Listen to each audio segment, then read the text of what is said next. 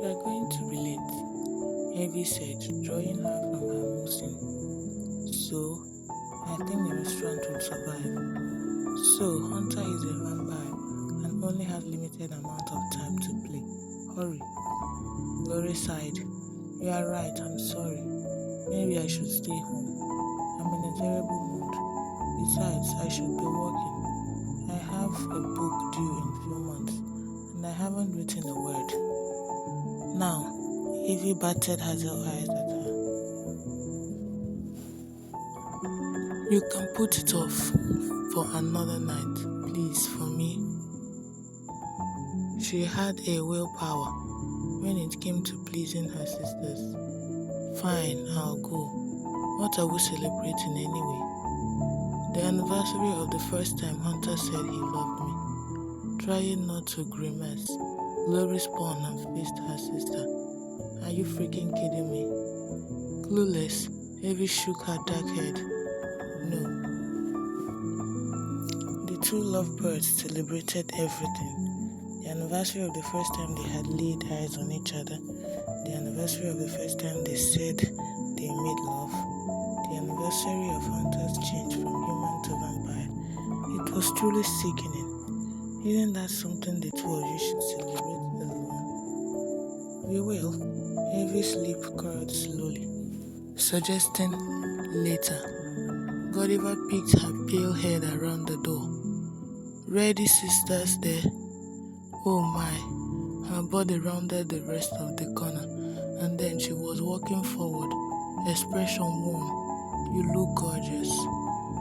There wasn't a single malicious cell in her older sister. The woman was pure gentleness, and had always been that way. I feel silly, she admitted. She faced the full-length mirror. The black dress flowed gracefully over her hips. Gossamer, like a butterfly's wings. But with her arms stretched down, out at her side, the hem did not even reach her fingertips. Then, straps held the material in place on her shoulders. The beaded empire waist cinched everything in just under her breast, but four flaring and floating free. Overall, the dress was a naughty version of Greasy and Toga. On her feet, she wore stripy black sandals. Her toenails were painted in vivid shade of emerald. You've always been the most beautiful of us, Godiva said. Hey, Evie frowned at their oldest sister. I'm standing right here. What am I? Dog food? Godiva waved a hand in dismissal. You've always been the firecracker. You've always been the peacemaker, Glory said, and let's be real. I've always been the... Nope, Godiva interjected, gripping her shoulders and spinning her. I'm not going to allow you put yourself down. You are an amazing woman. It's time you realize that. Fighting tears, Glory kissed her sister softly on the cheek. I love you. Love you too. Evie threw her arm around them with such force they gasped. I love you guys too. Now, let's hurl us. As Glory, bring your pen, just in case. Everything inside of her froze with dread. Just in case what? Each word was punctuated with warning. Had Evie done something? Who knows? It's a beautiful night. Anything can happen. I never thought I'd see you like this. Fallon eyed Kyla Smith from across their candlelight table. She was a beautiful woman with pale hair, bright blue eyes, and legs that went on forever. Sadly, she did nothing for him. Not anymore. She was cousin to Candy Cox, the infamous high school teacher, now dating the werewolf. Was fully human, and had lived in Mysteria so long she found nothing unusual about vampires, goblins, fairies, or witches. They dated on and off for a few months realized they were working themselves into a relationship and had backed off. Neither of them had wanted to be tied down. He'd always liked that about her. She was fun and playful and never took anything too seriously, even men. But he found himself wondering how Glory had been with past boyfriends, fun and playful, which he decided he no longer liked. Hopefully, Glory had been miserable with other men, or had she been serious, which for some reason he liked even less. Fine, he just didn't like the thought of Glory with another man, period. More, he found that he didn't like the fact that he didn't know everything about her. Suddenly, he yearned to know what she ate for breakfast, what her favorite song was, what she dreamed for her life, if she liked to snuggle and watch movies in bed, and if so, were they romantic comedies or action adventures? Probably slashers. Are you listening to me? Kyla asked him. No. What the hell had she just said? Oh yeah, she'd never seen him like this. Yes, of course I was listening. What way do you think you see me now? He asked, his gaze immediately straying back to the restaurant's front door. Where was Glory? On edge for a specific woman. There was laughter in her voice. By the way, you missed a very scintillating conversation I just had with, apparently, myself about a hot tub. He waved the hot tub away with a dismissive hand, although Glory, wet and naked. I'll get her out of my system, he hoped. Don't worry, with every minute that passed, he just wanted her more. How would she react when she saw him with Kyla? Hopefully. How many things was he hopeful about now? Her sisters had convinced her to bring the pen. Hopefully she would write them into a bedroom, maybe chain him to the headboard. Yes, chains could definitely come in handy. The front door to the restaurant opened. He stiffened, poised on the edge of his seat. Godiva strolled inside. Directly behind her was her boyfriend Romeo, tall and muscled and very wolfish.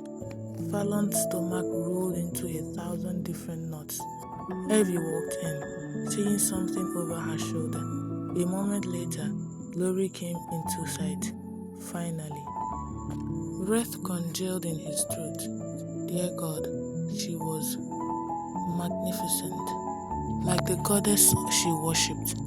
Her long red coils tumbled down her back, and the sheer fabric of her dress swayed over her lush hips and thighs. Hunter stepped in behind her and approached the hostess. The group was led to a table directly across from Fallon's. The closer she came, the hotter his blood flowed. See me, want me. It was as Glory was helped into her seat that she spied him. Her hazel eyes widened with shock, then narrowed with fury or arousal. She licked her lips, spotted Kyla, gripped the edge of the table so tight he feared it would snap in half. Wow, Kyla said. I don't think to ask which one is yours. He liked the sound of that.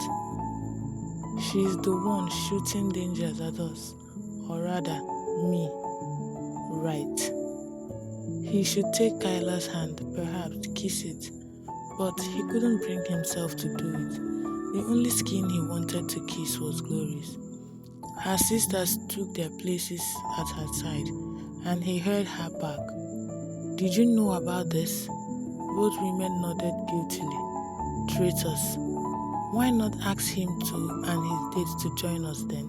I couldn't possibly feel any more uncomfortable. Hey, Fallon, Hunter called.